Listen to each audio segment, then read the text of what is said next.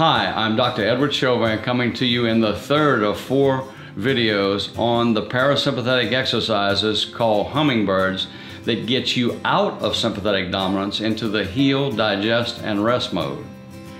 In this particular video, we're going to talk about the posture of sympathetic dominance. When you're going into sympathetic, you go into a flexion mode, but you get up on your toes so that you can either run from danger or fight.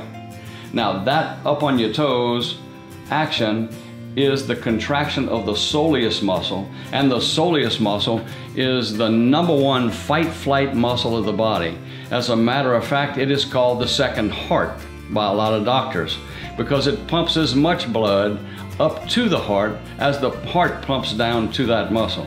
So that fight-flight muscle has to be disengaged for you to get out of the sympathetic mode, which is why in athletics, and they were getting ready to compete, they jump up and down on their toes, revving up the sympathetic system, and that's not a bad thing when you're in competition.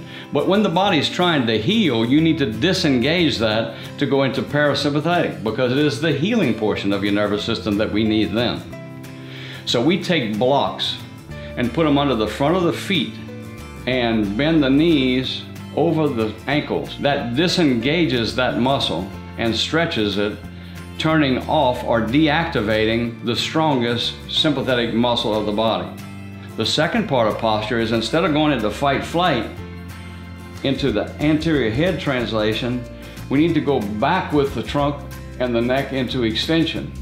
Why is that so important? Because so many people are in anterior head translation that it's causing most of the degenerative conditions of the cervical and lumbar spine.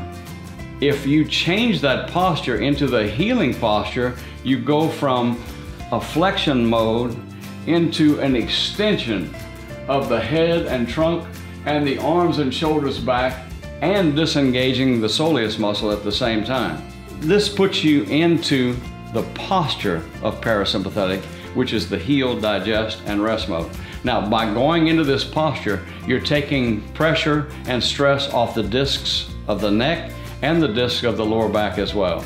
That's so important because we see most of the people that come into a chiropractor's office have degeneration of the cervical and lumbar spine due to sympathetic dominance.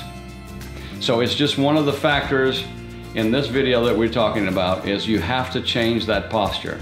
Now, in video number 4, we're going to put it all together so that we can show you how to do this exercise, and it's not hard to do. I love the simplicity and the profound change that it has on my patients, keeping them well and getting to go into the healing phase of their body.